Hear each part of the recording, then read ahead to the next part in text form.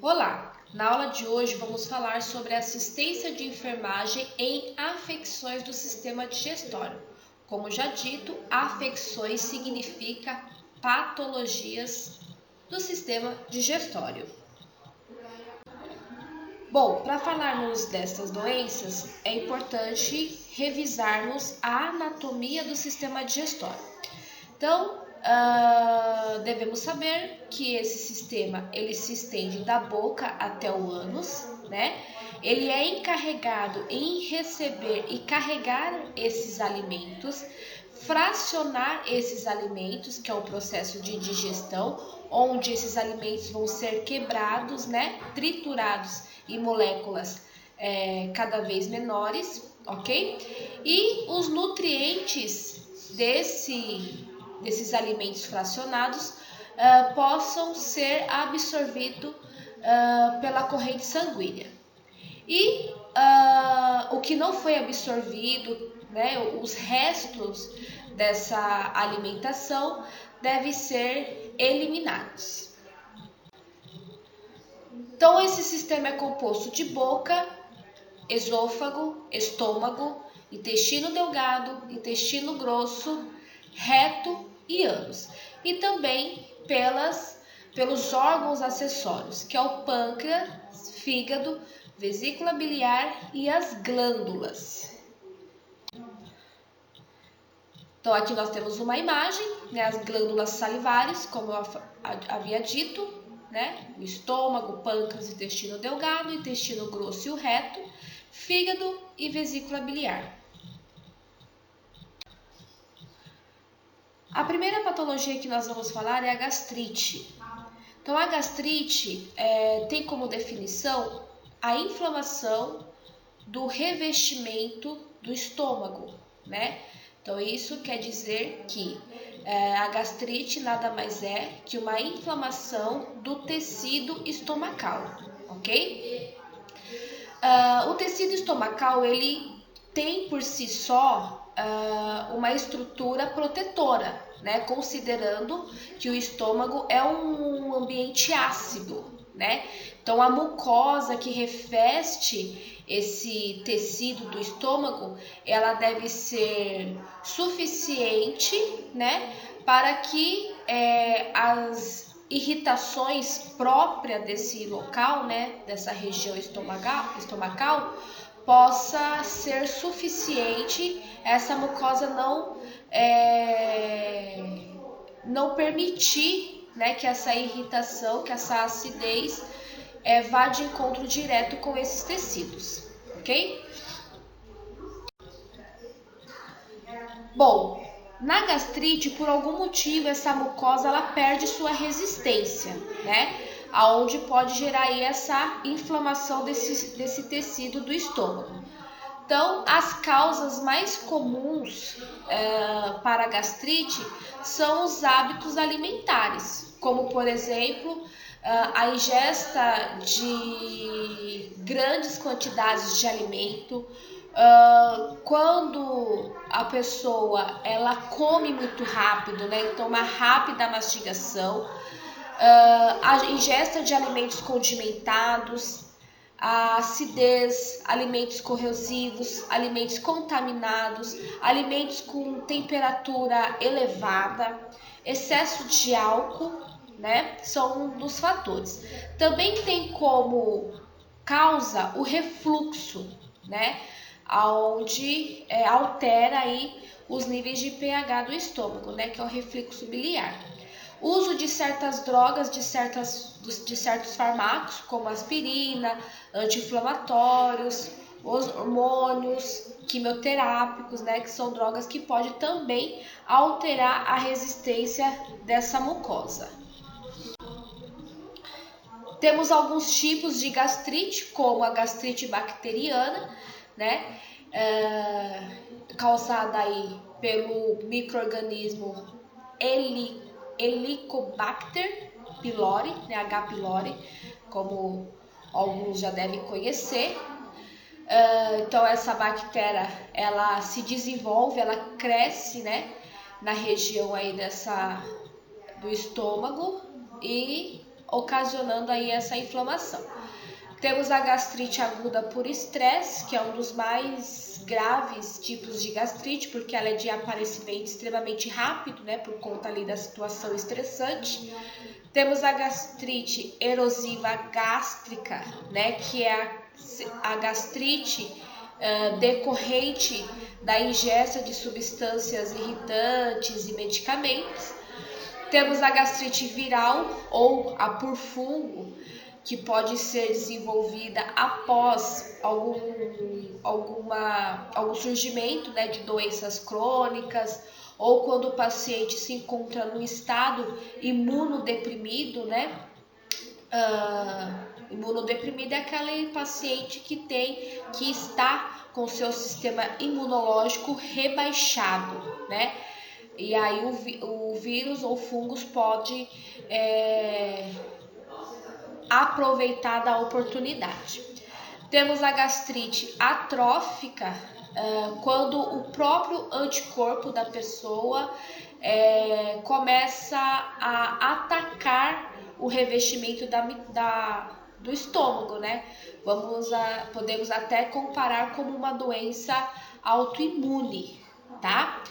Temos a doença de Menetrier, que é uma doença que não tem assim causas muito bem definidas, mas é quando as pregas, né, as células dessa mucosa, ela sofrem um processo de hiperplasia. E hiperplasia é o que? É o crescimento dessas células. Então as pregas, todo esse revestimento do estômago, elas se encontram grandes, volumosas, né? E aí alterando todo esse funcionamento, tá?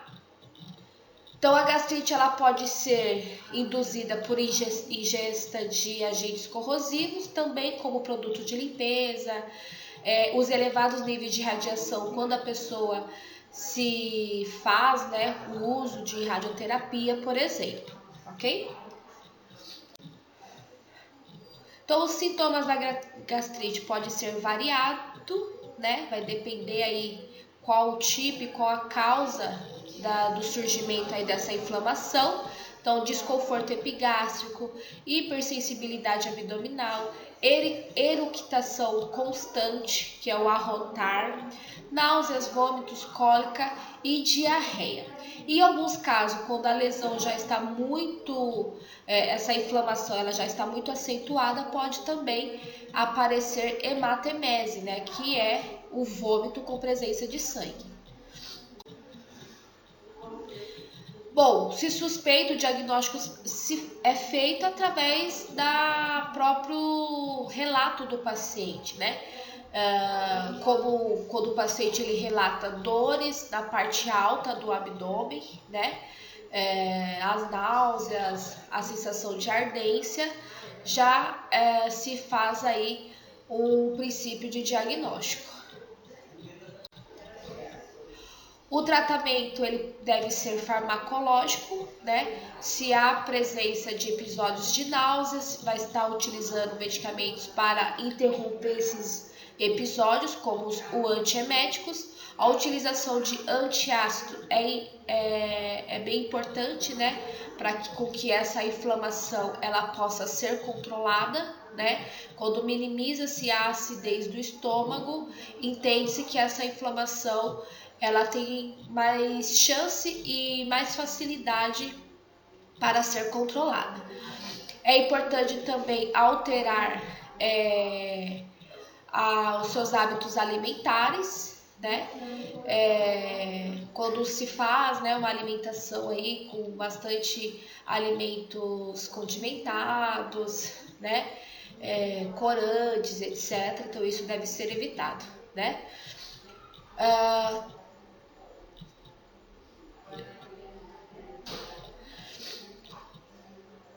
A H. pylori ela é mais difícil de ser controlada, né? Mas os especialistas devem tratar essa infecção com ainda mais propriedade, né? Com fármacos para combater essa bactéria.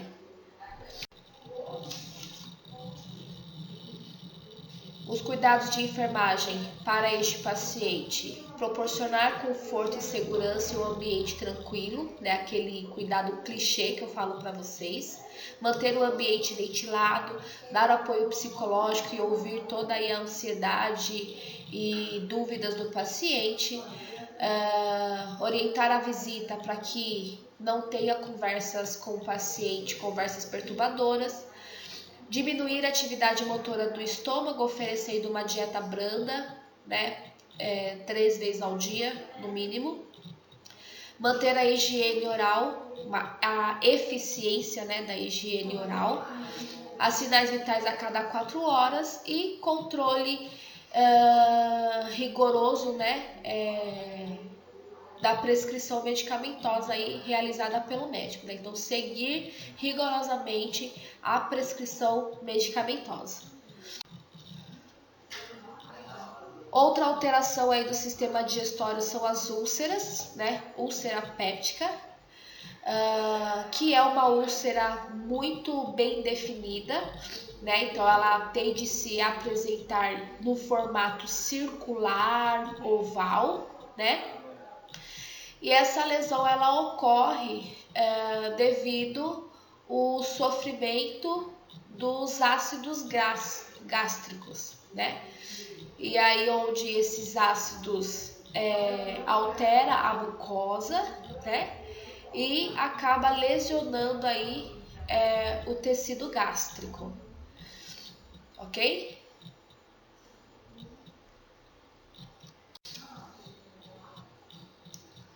Então, como dito, as causas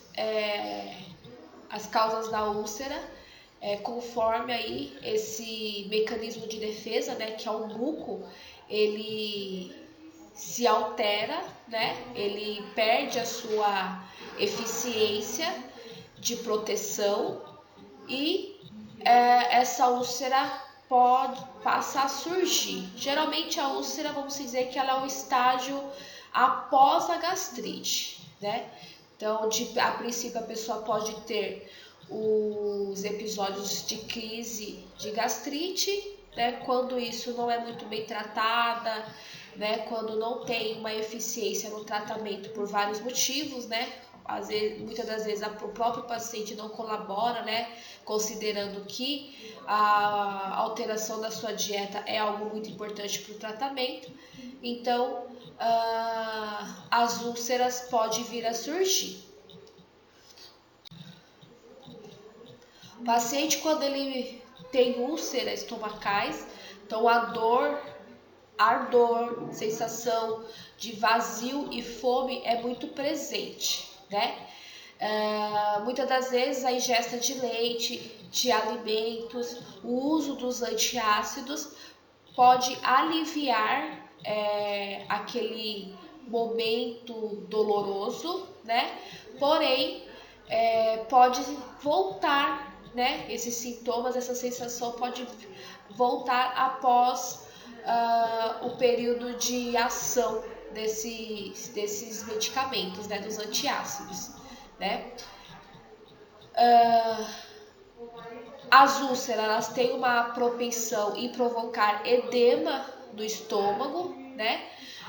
Na porção do estômago que se conecta aí com o duodeno, fazendo assim com que o alimento não saia adequadamente, né? Então, a porção do alimento que deve sair do estômago e adentrar no duodeno não é total, né?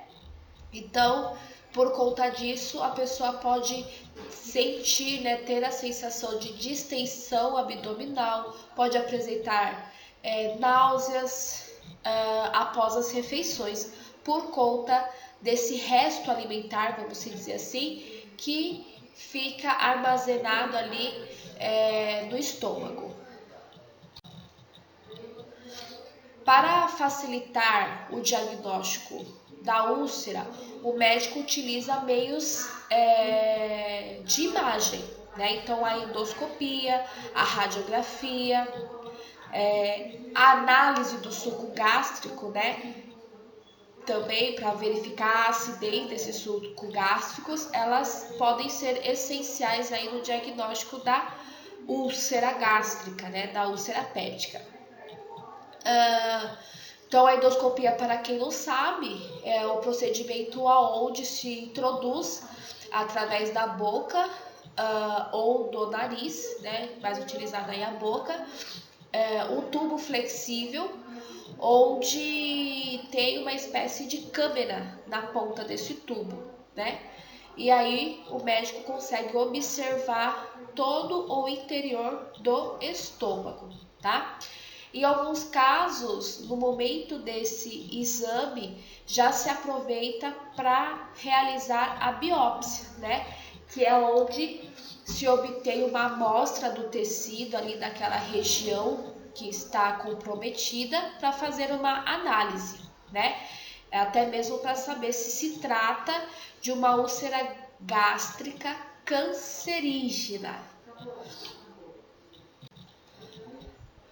O tratamento da úlcera péptica se utiliza os antiácidos, né, que alivia a dor aí, como nós já falamos, tendo aí a diminuição da acidez gástrica, o tratamento e a cicatrização dessa ferida, dessa lesão, passa a ser um pouco mais fácil, tá? Os medicamentos anti-ulcerosos, né, que são os fármacos que vai também aliviar essa acidez do estômago e do duodeno. Tem também a opção cirúrgica, né, que é raramente utilizada essa opção, mas quando se trata de complicações como perfuração, obstrução do estômago, né, onde o tratamento com os fármacos não está sendo suficiente, não está resolvendo, né, ou aqueles casos de muita recidiva, né, como eu já expliquei, recidiva é quando você controla, né, tem aí vamos dizer assim, o controle daquela doença, pouco tempo depois ela volta a surgir, né? Então, quando em casos de muita recidiva, se faz necessário aí a cirurgia.